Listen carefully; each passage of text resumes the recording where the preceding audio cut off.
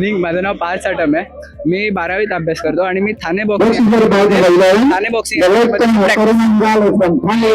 Time national खेळलो आहे. आणि ही जी चॅम्पियनशिप चालू आहे ही मला सरांनी सांगितलं, माझ्या मिलन वैद्य सर. आणि आता आज जी मी बाउट खेळलो त्याच्यामध्ये मी फर्स्ट राऊंड RAC केली आणि आता मी गोल्ड जिंकलोय आणि आता परत मी स्टेट खेळायला जाणार आहे. माझं नाव संदीप भागळे. मी कांजूरमार्ग घेऊन आलो आणि माझा मुलगा इथे KD बॉक्सिंगला क्लबला आहे. तिथून आम्हाला कळालं की इथे मॅचेस आहेत, त्याच्यासाठी पाहतो. तुम्ही तुमच्या मुलाला किती मोटिवेट करता बॉक्सिंगसाठी? मी तो आता जवळजवळ 6 वर्षापासून खेळतोय आणि आहे आमचं सपोर्ट आहे.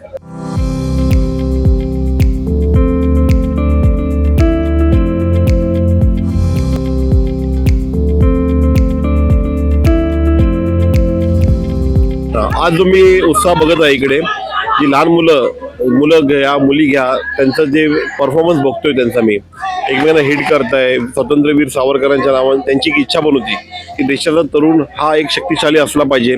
देशाच्या जे सुरक्षेचं त्यांचं एक योगदान होतं आणि सरकारने ते त्यांच्या नावाने जे आज हे स्पर्धा भरवली खूप चांगलं भरवले.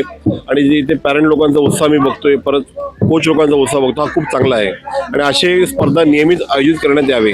माझं नाव सुमन हरळे आहे. माझा मुलगा ओम हरळे तो KD सरांकडे आहे माटुंग्याला आणि 6 वर्षाचा असल्यापासून बॉक्सिंग करतो तो. आम्ही त्याला पूर्ण सपोर्ट करतो आमच्याकडून जेवढा होईल तेवढा.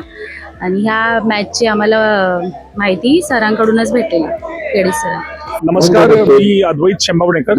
राहिला पनवेलला मी कोच आहे आणि पनवेलमध्ये मी पनवेल आणि रायगड जिल्ह्यामध्ये मुलांना मी गेले 12 वर्ष बॉक्सिंगमध्ये कोचिंग करतो आणि इथे पनवेल जिमखान्याला माझं सेंटर आहे. आणि आतापर्यंत आमच्या मुलांचे रिझल्ट चांगले फेअर रिझल्ट्स आहेत जिल्ह्यासाठी, राज्य लेवलला आणि राष्ट्रीय लेवलला देखील. तुम्ही मुलांना काय मोटिवेशन देणार?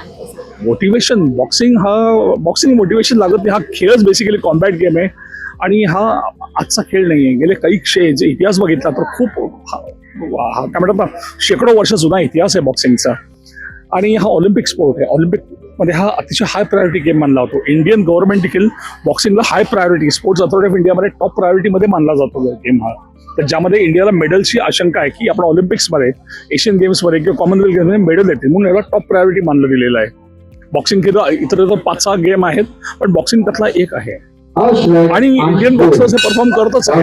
पण तुम्ही दुर्दैवाने त्याला बाकी क्रिकेट सारखं एक्सपोजर नाही मिळत आहे. पण एफर्ट्स खूप पॉझिटिव्हली आणि खूप चांगल्या पद्धतीने होत आहेत. 2036 ऑलिम्पिक्स भारतात होण्याची शक्यता आहे. त्यामध्ये वी ऑल होप की बॉक्सिंग इंडियाला मॅक्सिमम गोल्ड मेडल्स इंडियाच्या किटीमध्ये येतील आणि boxing is one of them.